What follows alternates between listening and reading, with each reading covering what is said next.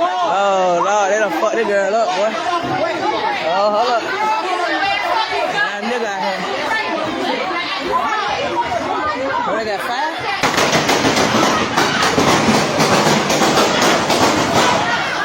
Oh, my fucking God.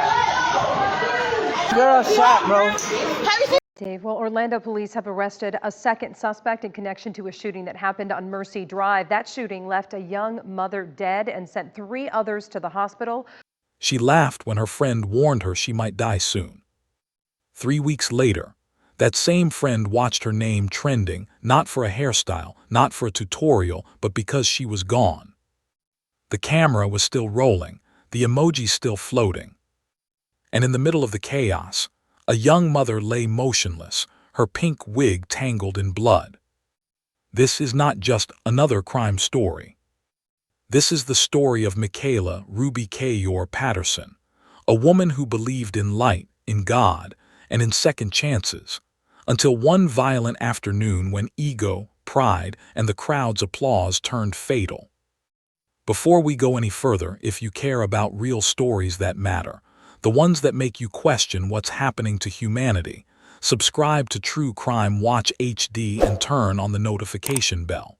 Because what you're about to hear isn't just tragic, it's a warning. On the surface, Michaela's life looked like everything was finally falling into place. She was 22, a licensed hairstylist, and a single mom of 2 little boys, Messiah and Zion, the center of her world. Her salon, Ruby Kayor Collection, was becoming one of Orlando's rising beauty spots. Her Instagram page glowed with transformation videos, women walking in uncertain, walking out radiant. In her captions, she quoted scripture more than she chased clout. She posted prayers, affirmations, and words about growth. "God's timing is perfect," she wrote once. "I just have to keep pushing." And she was pushing hard. By early September 2023, her online bookings were full, her sons were thriving, and she'd just written down her goals in her journal. Pray more, build better habits, strengthen my relationship with God. She had no idea those would be her last written words. But there was another message, one that still chills people who have seen it. A friend had sent her a DM after a strange dream. "I saw girls trying to fight you," the message read, "but you were laughing, saying, 'Y'all lucky I changed. Be careful.'" Michaela replied with a smiley emoji, "Girl, I'm blessed. God got me." No one knew how haunting those words would become. She wasn't from Orlando originally. She'd moved there in 2022 to grow her career.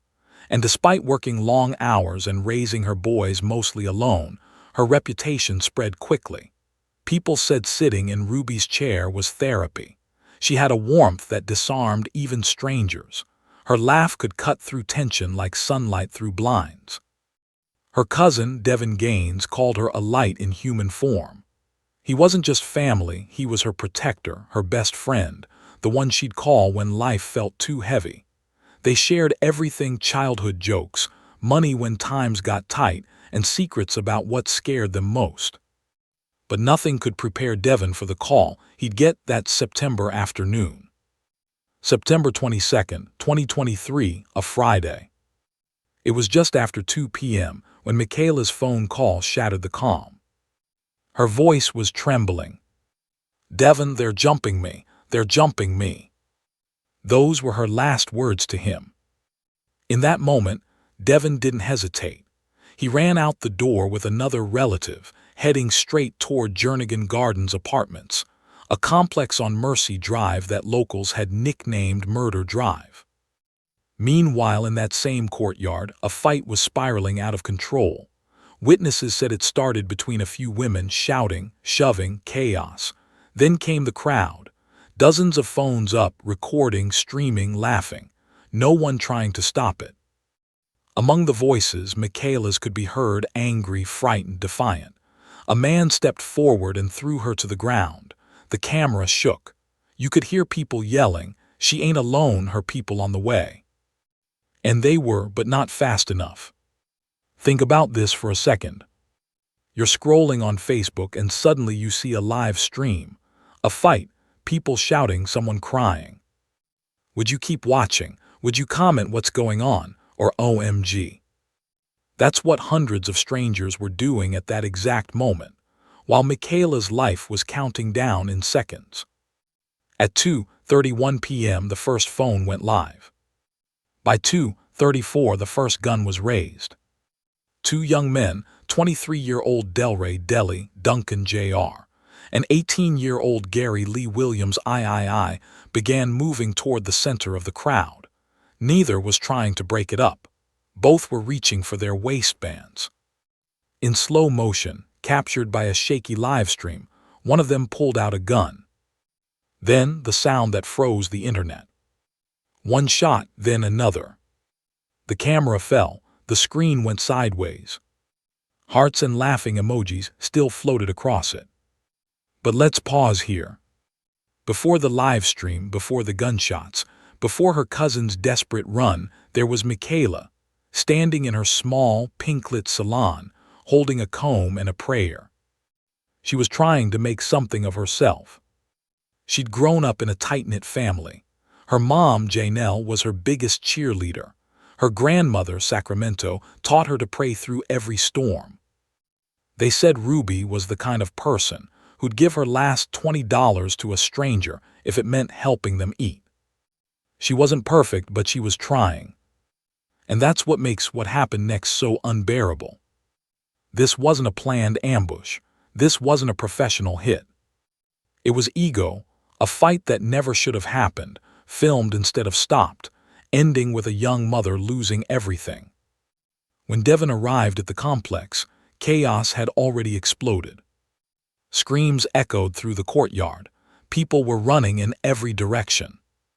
He saw the crowd, phone still in hand, and then he saw her. Michaela was on the ground. A man, later identified as Gary Williams, stood just feet behind her. Witnesses said she tried to stand up again, defiant as ever. That's when Williams allegedly fired a single shot to the back of her head. She fell instantly. The same crowd that had cheered moments earlier fell silent for just 1 second. Then the panic began again. Another man, Delray Duncan, fired toward Devin, hitting him multiple times as he tried to reach her.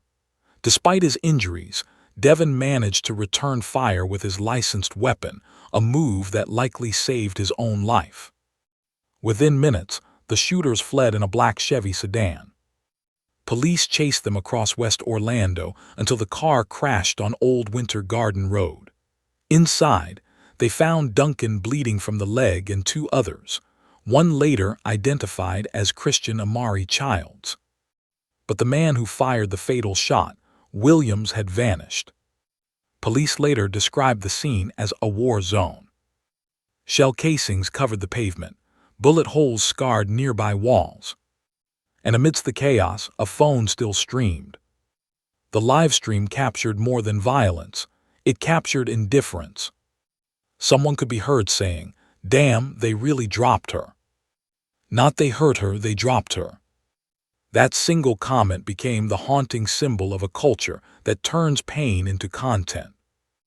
By nightfall, Delray Duncan was arrested and hospitalized under armed guard. He was charged with first-degree felony murder, 3 counts of attempted murder, and multiple gun crimes. 11 days later, police found Gary Williams hiding in Orlando, just 18 years old, no prior record, charged with first-degree murder for pulling the trigger that ended Michaela's life. But the story doesn't end with an arrest. Because what came next wasn't justice. It was confusion, heartbreak, and a courtroom filled with silence. Michaela's cousin was still in surgery. Her sons were still waiting for their mom to come home. And the city of Orlando was asking the same question you're probably asking right now. How could this happen in broad daylight on camera and no one stepped in? If you've ever watched a live video that suddenly turned dark, you know that moment when curiosity turns to horror. The screen freezes, the sound cuts, and you realize you just witnessed something you can't unsee. At exactly 2:34 p.m., officers from the Orlando Police Department were dispatched to the 1400 block of Mercy Drive, a neighborhood already known for violence. Locals called it Murder Drive. When they arrived, the scene was pandemonium. 4 people had been shot. Witnesses screamed conflicting stories. Some claimed a man named Deli did it. Others said there were 2 shooters. What everyone agreed on was this: Michaela was the target who never stood a chance. She was found lying face down near a courtyard bench. A pink wig, her signature look, was tangled beside her. Nearby, police recovered multiple shell casings. The first responders tried CPR, but it was too late. She was rushed to the hospital, where doctors pronounced her dead within the hour. Devin, her cousin who had run to her aid, was found nearby with several gunshot wounds. He was barely conscious but alive. Later, he would undergo 5 surgeries to repair internal damage.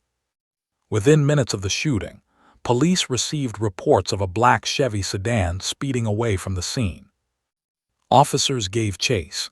Helicopters hovered overhead. The pursuit ended on Old Winter Garden Road when the vehicle crashed. Inside were 3 young men: Delray Deli Duncan Jr., 23, Christian Amari Childs, 18, and another man suffering from a leg wound. Duncan was bleeding heavily, hit during the exchange of gunfire with Devin. He was taken to Orlando Regional Medical Center under armed guard. Inside the car, police found 2 handguns, scattered shell casings, and clothing that matched witness descriptions from the scene. At that point, detectives believed the case was solved. But there was one problem: the man who had fired the fatal shot was missing. Over the next 11 days, the Orlando Police Department's fugitive task force combed through surveillance footage, social media videos, and eyewitness accounts. They noticed something chilling in the Facebook Live recording: a second figure just behind Michaela holding a weapon. Frame by frame, detectives confirmed it was Duncan. It was 18-year-old Gary Lee Williams III. Williams wasn't a gang member. He had no criminal record, no connection to Michaela, no reason to kill her. But when the moment came, when chaos erupted and she stood up again, refusing to stay down, he raised a gun and pulled the trigger. Detectives later said it appeared spontaneous, impulsive, an act of ego, not intent. He wanted to look tough in front of the crowd. He disappeared after the shooting, hiding out in the Orlando area until police tracked him down on October 3, 2023. He was arrested without incident. The city of Orlando was shaken. People had watched the video, but they couldn't comprehend the reality behind it. Local stations like WFTV Channel 9 and News 6 ran heartbreaking segments showing flowers piled outside her salon. Clients cried on camera, saying things like, "She just wanted to make people feel beautiful." Her coworkers described her as the heartbeat of the shop. She had been saving up to expand her brand, Ruby K. Your Collection, and dreamed of one day styling celebrities. And yet, the same city that celebrated her ambition was now mourning her death. Community leaders spoke out about the culture of filming instead of helping. One Orlando commissioner said, "We can't just post hashtags. We have to change the mindset that violence is entertainment." But for Michaela's family, those words didn't mean much. Her mother, Janelle, was inconsolable. Her grandmother, Sacramento, had raised her to pray through pain, but no prayer could bring her back. And her 2 little boys were too young to understand why mommy wasn't coming home. Back at headquarters, detectives began piecing together the timeline. By combining cell phone footage, social media metadata, and 911 calls, they confirmed that at least 3 guns had been fired that day. Gary Williams' weapon matched the bullet that ended Michaela's life. Delray Duncan's gun matched the rounds that hit Devin. And Christian Childs, though he didn't hit anyone, had fired recklessly into the crowd, putting dozens of lives at risk. Detectives said this wasn't premeditated. It was chaos fueled by ego, pride, and an audience. One investigator described it best. They didn't shoot to survive, they shot to perform. Let's break down who these men really were. Delray Deli Duncan Jr. had been arrested over 20 times since he was 12. His record included armed robbery, assault, and battery of a juvenile detention officer. Violence was his currency. He wasn't the triggerman who killed Michaela, but he shot at her cousin, and under Florida's felony murder law, that made him just as responsible. Gary Lee Williams, III, only 18, had no priors. Police said he showed no emotion when they booked him for first-degree murder. When prosecutors read the charges in court, he trembled not with guilt but disbelief. And Christian Amari Childs, the youngest of the group, tried to fade into the background. But forensic evidence showed he had fired his weapon, too. He was charged with 3 counts of attempted first-degree murder. All 3 men pleaded not guilty. Here, what still keeps people awake at night. How did a simple argument escalate into a public execution? Why did no one try to stop it? Not the men filming, not the friends who knew tempers were rising. And most haunting of all, would Michaela still be alive if just one person had stepped in instead of pressing record?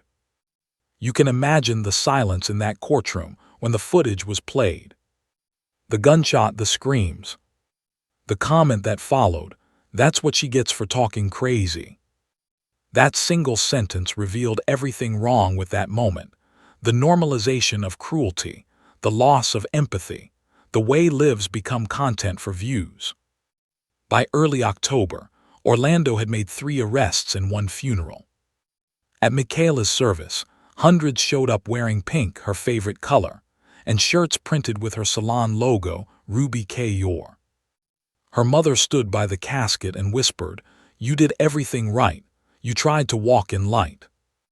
Meanwhile, Duncan was denied bail.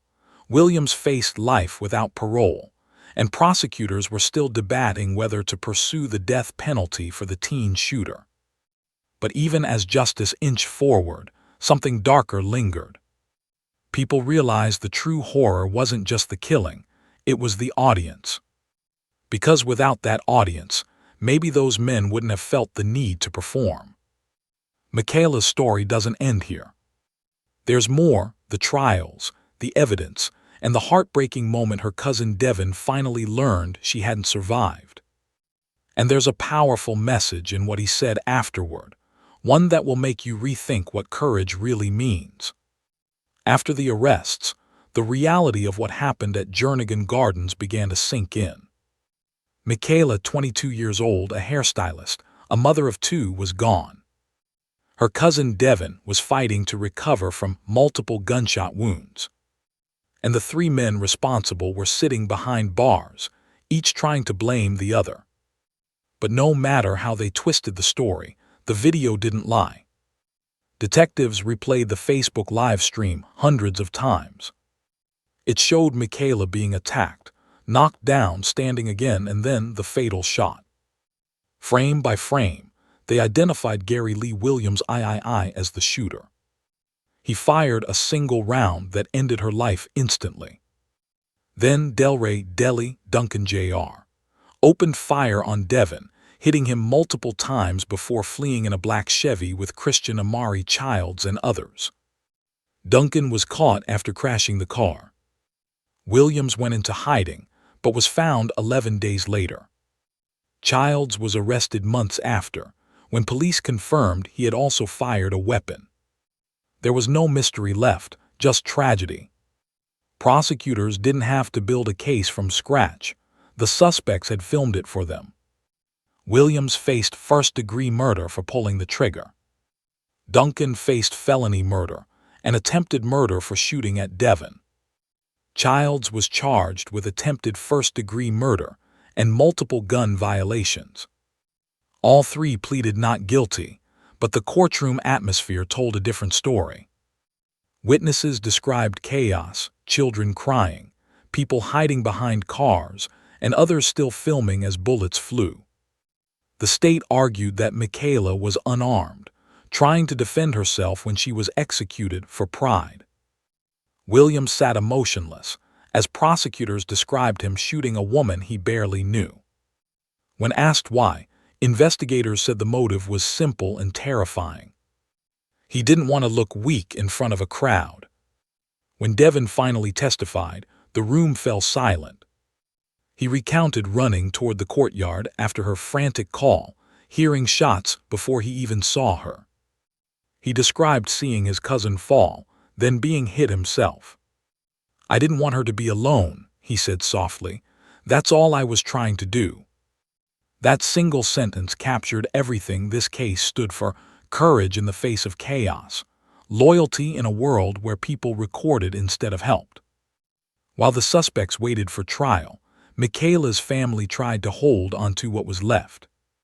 Her two little boys, Messiah and Zion, were now being raised by their great-grandmother. Her salon, the one she built from nothing, still stood, lights dimmed but her name glowing in pink neon, Ruby K. Yor. Clients still stop by, leaving candles, wigs, or notes. Some say they can still hear her voice, cheerful, confident, telling them they look beautiful. Each suspect faces decades or life in prison. Prosecutors have not ruled out the death penalty for Williams, citing the cold and callous nature of the act. Duncan remains jailed without bond. Childs, though the youngest, faces serious time for firing into the crowd. But even with the arrests, the community knows justice can't undo what's been done. Because Michaela wasn't just another name on a case file. She was proof that even people trying to live right can still fall victim to someone else's recklessness. Her story became a local wake-up call, a mirror held up to a society obsessed with recording tragedy instead of preventing it. Churches, youth groups, and local leaders in Orlando began using her story to talk about performance violence, when fights become spectacles and empathy disappears behind camera lenses. And yet through all the heartbreak, Michaela's name lives on. Her mother visits her salon chair every week, dusts it off, and keeps that pink light on. She says it reminds her of who Michaela was: light, laughter, and love, all gone too soon. When you scroll past a fight video or see people filming instead of helping, ask yourself, are we any better than the crowd that day? Michaela Patterson didn't die in the dark. She died in daylight, surrounded by people who could have saved her but chose to watch. That's the part that hurts the most. If her story moved you, share this video, leave a comment, and subscribe to True Crime Watch HD. Because the more we talk about it, the less likely it is to happen again. And if you ever find yourself in a moment like that, don't be part of the crowd. Be the one who acts. Michaela Ruby K. Yor, Patterson's light was taken far too soon. But maybe, through stories like this, that light can still guide someone else. Rest in peace, Ruby. Oh, another fight, look. Oh.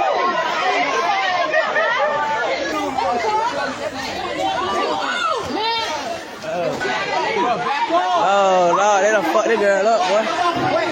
Oh, hold up. Damn nigga out here. Oh, they got five?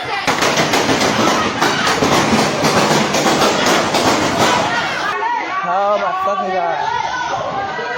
Girl shot, bro. Have you seen my lady? Oh, my, I ain't got my phone. Oh, they done shot this fucking girl, bro. Oh, my God, where they shot her at? Oh my fucking God. Y'all call 911. Call the ambulance. Need towels. Y'all get something. Y'all just watch that corner over there, man. Put pressure on her. Where's she bleeding from? She's dead. Look, she's woman lady. I don't know. Oh, another fight. Look. Oh.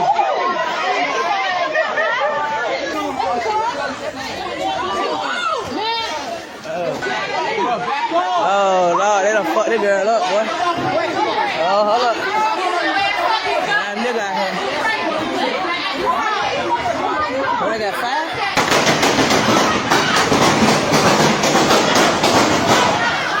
Oh my fucking god. Girl shot, bro. Have you seen my license? Oh my, I ain't got my phone. Oh, they done shot this fucking girl, bro.